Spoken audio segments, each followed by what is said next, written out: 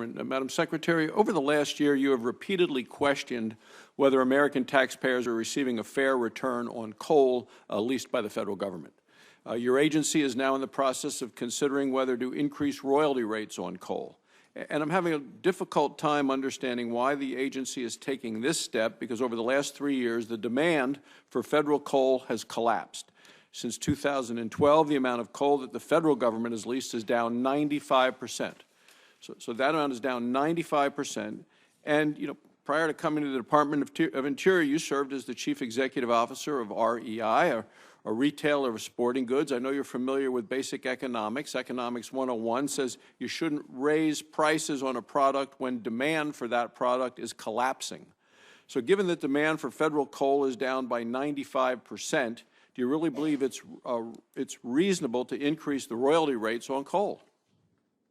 Well, Senator, the Government Accountability Office and our own Inspector General questioned whether we were getting an adequate return for taxpayers on the federal coal program. This launch of a programmatic EIS broadly will take a look at some of those issues. Our Office of Natural Resources Revenue has done some work regarding royalties.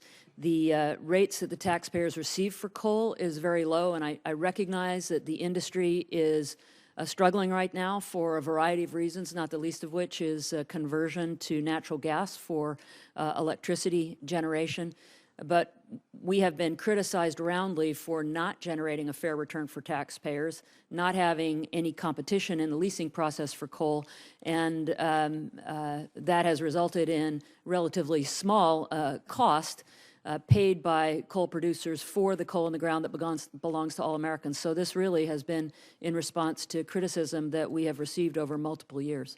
But doesn't it seem to you that if the demand goes to zero, that the revenue coming in is going to go to zero as well for the government? So in fact, you're actually going to get less revenue. Higher royalty rates are going to reduce demand. The revenue generated from coal is going to continue to go down. This is why the environmental extremists have aggressively lobbied you to raise royalty rates on coal, to kill coal. They know it'll kill coal production. So I think if you're really willing to be honest with Congress, you'd admit that here today.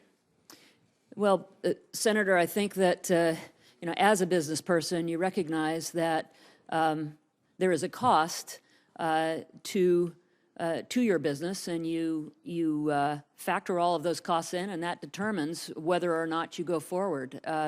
There's no question that the cost that coal companies have been paying for coal is extremely low, less than $1 a ton.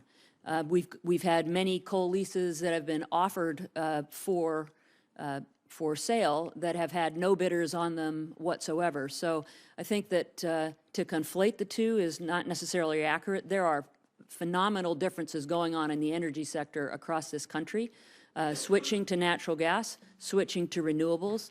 The cost of coal royalty is only one component in the overall cost that, if I was a mining company, I would be looking at. So I think we are responding to criticism that we've had that's been very fair with regard to the coal program. And as Senator Cantwell said in her remarks, we will be looking at this thoroughly over the coming 3 years or so. I'm delighted that the administration will be ending in a lot less than 3 years. And I'd like